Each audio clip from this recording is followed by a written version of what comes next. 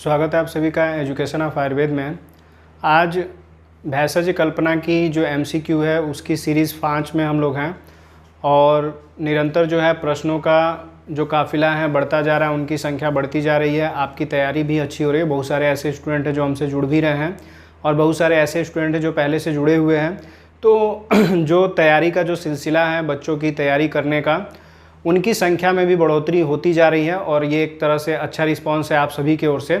और सबसे ज़रूरी चीज़ ये है कि आपकी तैयारी बेहतर हो, उसके लिए हम लोग काम भी कर रहे हैं, रेगुलर काम किया जा रहा है। हमारी टीम लगी हुई है आपके लिए, जो प्रश्न क्रिएट किए जा रहे हैं, जो भी चीज़ें हैं आपको बेहतरीन दी जाए उसके लिए हम लोग लगे हुए हैं। तो आपकी तैयारी बेहतरीन कराने के लिए जो हमने दावा किया हुआ है उसको हम लेकर के अच्छी तरीके से चल रहे हैं। तो आज की जो भी क्वेश्चन की जो सीरीज है उसमें प्रश्नों का जो सम्मिलन है, सम्मिश्रण है, वो पहले के जो क्वेश्चन हैं उसी से मिलते जुलते हैं और इसमें भी भेषज कल्पना के जो प्रश्न हैं थोड़े से अलग दिखेंगे।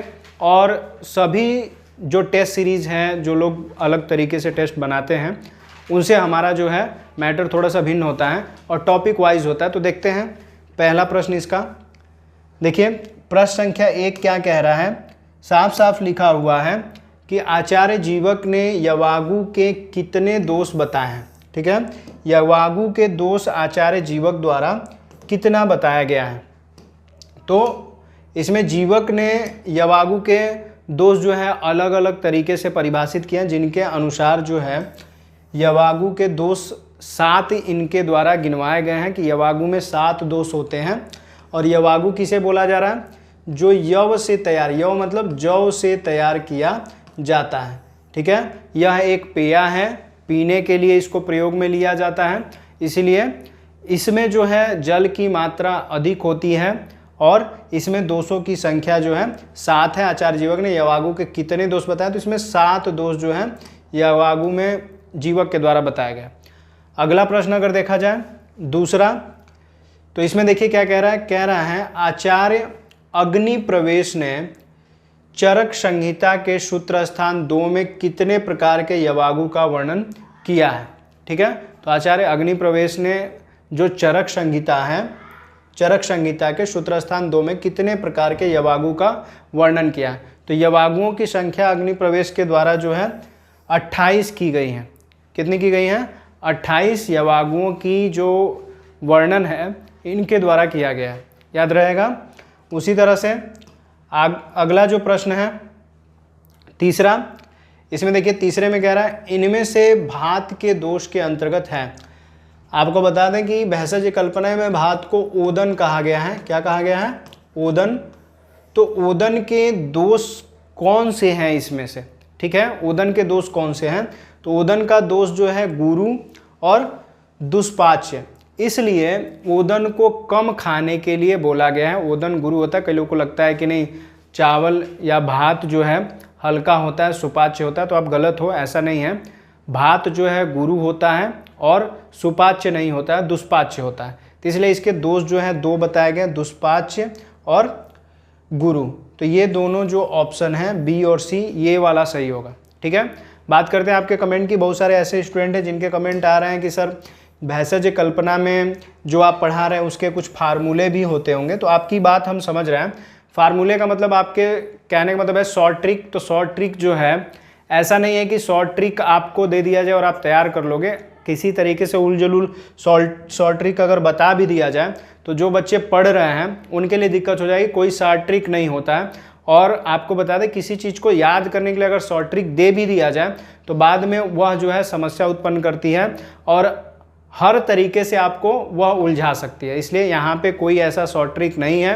बस औषधि के जो नाम हैं उनके लिए शॉर्ट ट्रिक होती है, जो कि यहाँ पे बताना सही नहीं है। ठीक है, चौथा प्रश्न देखिए, कह रहा है किस आचार्य ने कृष्णा का पर्याय त्रिशरा कहा है। कृष्णा किसे कहते हैं? खिचड़ी को।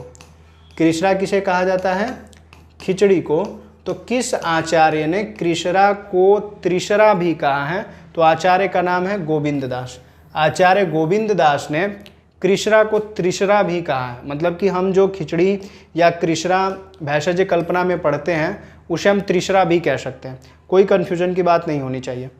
उसी तरह से फिर कह रहा है, कृष्णा पे ही आधारित प्रश्न है कृष्णा किन आहारों में गिनी जाती? कृष्णा किन आहारों में गिनी जाती? क्या वो भक्ष्य है, मतलब कि खाने वाला है, या पेय है, पीने वाला है, या लेय है, मतलब कि जो मध्यम ठोस है उस तरह की संरचना है? तो ऐसा ही है, मतलब कि यह जो है लेय है। क्या है? लेय, या लेध भी कहते हैं कि लेय है, मध्यम संरचना होती है, ना तो खाने वाला है ना ही पीने वाला है, बीच की संरचना है किसकी? कृष्णा यानी कि खिचड़ी की। ठीक है, आप शॉर्ट ट्रिक खुद क्रिएट कर सकते हो, या आप याद रखने के लिए कैपेबिलिटी बनाइए, खुद के तरीके तैयार कीजिए, ताकि जितने आसानी तरीके से आपको तैयार हो उतना अच्छा होगा। ठीक है, देखते हैं छठवां कह रहा है यूज के कितने प्रकार हैं? यूज के आचार्यों ने कितने प्रकार बताए हैं? तो यूज के 25 प्रकार आचार्य बताते हैं। यूज के मुख्यतः जो प्रकार गिने गए हैं वह कुल 25 प्रकार आचार्यों द्वारा बताए गए। उसी तरह से 7वां प्रश्न अगर देखिए तो कह रहा है कि रसों के आश्रयानुसार, मतलब जो रसों के आश्रय हैं यूज के प्रकार हैं, मतलब रसों के आश्रयानुसार यूज के प्रकार है। यूज एक तरह से हम सूप को कह सकते हैं, दाल के पानी को कह सकते हैं। तो जो रस का आश्रय है, रस जिस तरह से संग्रहित होता है यूज में, उस हिसाब से वो कितने प्रकार के हैं? तो वह हैं 50 प्रकार के। कितने प्रकार के? 50 प्रकार के। तो आप प्रश्न के उत्तर याद करते रहिए, और हम बार बार क्या कहते हैं कि अगर परीक्षा में सफल होना है तो ऑप्शनल क्वेश्चन से ज़्यादा जो है थियोरेटिकल क्वेश्चन पढ़ना पड़ेगा, थियरी पढ़नी पड़ेगी, थियरी पे काम करना पड़ेगा, डिटेल क्लासेस पढ़नी पड़ेंगी। और जब डिटेल क्लासेस पढ़ेंगे तो एमसीक्यू आसानी से होते जाएगा। जब एक बार टॉपिक समझ में आ गया तो उससे 100 क्वेश्चन भी अगर बन जाते हैं तो आप आसानी से डील कर सकते हो।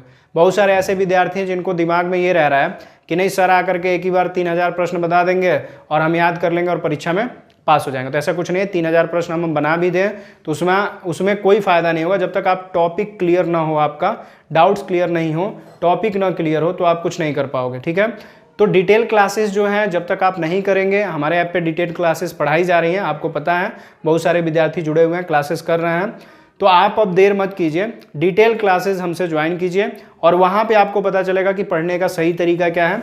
क्योंकि टॉपिक जो हम पढ़ाते हैं उससे रिलेटेड टेस्ट क्रिएट किए जाते हैं, और तब आपको अपना आकलन करने का मौका मिलता है कि नहीं आपने पढ़ा तो सीखा कितना। यहाँ पे एमसीक्यू रटने से कोई फ़ायदा होने वाला नहीं है। एमसीक्यू रटेंगे तो टॉपिक से जो एमसीक्यू निकाल के दिया जाएगा, जिस तरह से हम टॉपिक से निकाल के दे रहे हैं, तो इसको रटेंगे तो कुछ लाभ हो सकता है, लेकिन जब तक डिटेल नहीं पढ़ेंगे तो कन्फ्यूजन होने वाला है, शॉर्ट ट्रिक भी काम नहीं करेगा।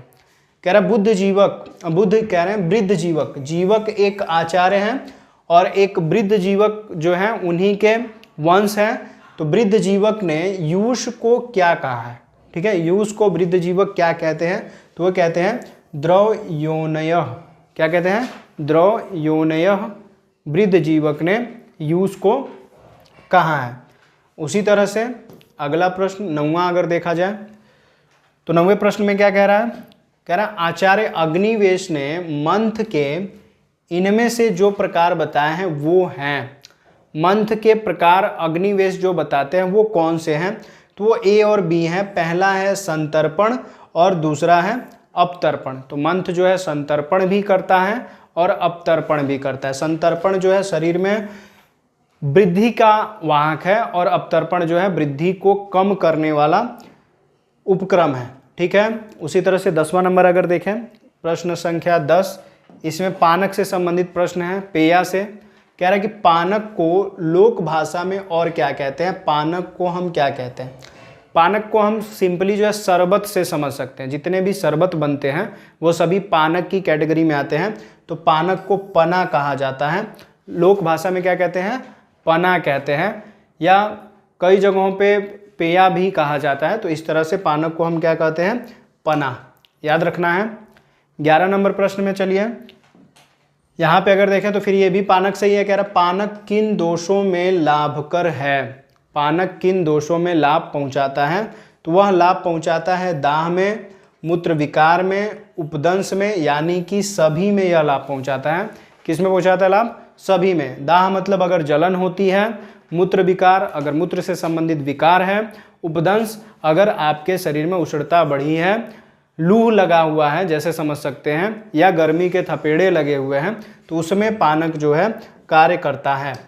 उसी तरह से यदि 12वें प्रश्न में अगर चला जाए, 12वां प्रश्न अगर देखा जाए तो कह रहा है कि फांट जो है क्वाथ की तरह ही तैयार किया जाता है, लेकिन इसको थोड़ा सा गर्म नहीं ठंडा करके पिया जाता है, तो उसे फांट कह रहे हैं। तो फांट का आधुनिक पेय है। देखिए फांट का आधुनिक पेय पूछ रहा है कि कौन सा है। आधुनिक पेय को फांट जो प्राचीन काल में कहा जाता था उसी के रूप में तैयार किया जाता है, तो वह क्या है? तो वह उसको हम क्या बोलते हैं? चाय बोलते हैं। ठीक है, जैसे हम क्वाथ को बोलते हैं, क्वाथ क्या है? काढ़ा है, लेकिन अर्धांश शेष रहने पर उसे पिया जाता है, गर्म ही क्वाथ को प्रयोग में लेते हैं। उसी तरह फांट है, तो फांट को हम बना लेते हैं लेकिन कुछ देर उपरांत ही पीते हैं तो ज़्यादा फायदा करता है। तो ये आधुनिक में यह जो है इससे संबंधित जो है पेय चाय है, याद रहेगा। 13वां प्रश्न देखिए, महत्वपूर्ण प्रश्न था, फांट का आधुनिक पेय जो है चाय। अगले प्रश्न में अगर देखें तो कह रहा है कि सुदर्शन फांट, यह एक फांट है जो पीने के लिए रेडीमेड मार्केट में आपको मिल जाएगा। सुदर्शन फांट में सम्मिलित औषध द्रव्यों की संख्या है। जो सुदर्शन फांट होता है औषधि टॉनिक है, औषधि द्रव है, पेया है, उसमें जो द्रव्य सम्मिलित होते हैं उनकी संख्या कितनी है? तो उनकी संख्या जो है 53 है। 53 संख्या उनकी आचार्यों ने बताई है, और 53 तरह की औषधियाँ उसमें मिलाई जाती हैं, लेकिन कोई ठीक नहीं है कि इस समय जो लोग आधुनिक में बना रहे हैं तो उतनी संख्या होती है कि नहीं होती है। ठीक है, अब देखिए कह रहा है एलुआ को यूनानी चिकित्सा क्या कहते हैं? एलुआ, अब देखिए यूनानी चिकित्सक की भी बात करना जरूरी है क्योंकि बहुत से प्रश्न यूनानी चिकित्सा पे भी आधारित हो जाते हैं। तो एलुआ को यूनानी चिकित्सक क्या कहते हैं? यूनानी चिकित्सक कहते हैं मुसब्बर। क्या कहते हैं? मुसब्बर। तो मुसब्बर जो है एलुआ को कहा जाता है, और एलुआ हमारे आयुर्वेद में प्रचलित औषधि द्रव्य है। अंतिम प्रश्न देख लेते हैं। आपको बार बार क्या कहते हैं कि जब भी आपको ऐप से रिलेटेड कोई इन्फॉर्मेशन चाहिए, क्लास ज्वाइन करनी है या क्लास से रिलेटेड कोई इन्फॉर्मेशन चाहिए, तो हमने बार बार आपको बताया है कि नंबर जो है जब भी आप कॉल कीजिए तो आप टाइमिंग का भी ध्यान दीजिए। 97 94 16 21 36 इस पे हमने बताया है। और जब आप टैग लाइन चल रही होती है वीडियो के नीचे, आप देख सकते हैं यहाँ पे टैग लाइन चल रही है, तो उसके सामने भी आपको कॉन्टैक्ट नंबर दिया जाता है, लेकिन आप वीडियो के एंड तक पहुँचते ही नहीं हो, कॉल करना स्टार्ट कर देते हो। बस आप ये जानते हो कि नहीं इस पर फ़ोन करना है, ये नहीं जानते हो कि टाइम कब है, कब फ़ोन करना है। और फिर आप कहते हो कि सर कॉल अटेंड नहीं हो रहा है। तो कॉल अटेंड करने की जो टाइमिंग है सुबह 11 बजे से शाम 4 बजे तक ही है। अब ऐसा नहीं कि आप 12 बजे रात को कर दीजिए, 10 बजे रात को कर दीजिए, कभी भी कर दीजिए। 24 घंटे कोई आपकी कॉल लेने के लिए मतलब कि बैठा हुआ नहीं है। ठीक है, तो आप जो ऑफिस टाइम है उस टाइम में अगर कॉल करेंगे तो कॉल अटेंड होता है। 11 से सुबह 11 से शाम 4 बजे तक आपको कॉल करना है, बस ये चीज़ दिमाग में रखिए। और इसमें 15वां प्रश्न देखिए, अंतिम प्रश्न है, कह रहा है जिसमें स्टार्च की मात्रा अत्यधिक रूप में पाई जाती है उसे आचार्य द्वारा निर्मित कल्प है। मतलब कि जिसमें स्टार्च की मात्रा ज़्यादा है तो आचार्य उसे क्या कहते हैं? ठीक है, तो आचार्यों के द्वारा उसे सत्व कहा जाता है। क्या कहते हैं? सत्व। मतलब कि अंतिम जो उत्पाद होता है जिसमें स्टार्च की मात्रा ज़्यादा होती है तो आचार्य उसे सत्व कहते हैं। सत्व का मतलब एक तरह से उसकी सामर्थ्य है औषधि की, जिसे बाद में इकट्ठा किया जाता है। तो गिलोय सत्व ज़्यादातर प्रयोग में लिया जाता है। ठीक है, यदि आप हमारे चैनल पर फर्स्ट टाइम विजिट कर रहे हो तो चैनल को सब्सक्राइब कीजिए। वीडियो अच्छी लगती है तो दूसरों तक पहुँचाने के लिए ज़्यादा से ज़्यादा शेयर कीजिए। और जो टॉपिक छूट गए हैं, नहीं समझ में आए हैं, जो क्वेश्चन आपके दिमाग में बनते हैं उसको टाइप कीजिए। आप अलग विषय से हट करके टॉपिक वाइज जो चीज़ें हैं वो नहीं पूछते हैं, विषय से हट करके आप चीज़ों को कमेंट करते हो, पूछते हो, तो उसका उत्तर देना नहीं बनता है। जिनका देना बनता है उनको उत्तर दिया जाता है। तो थोड़ा सा कमेंट करके वेट किया कीजिए, आपको कमेंट का जवाब दिया जाता है। वीडियो में लास्ट तक बने रहने के लिए आप सभी को बहुत बहुत धन्यवाद।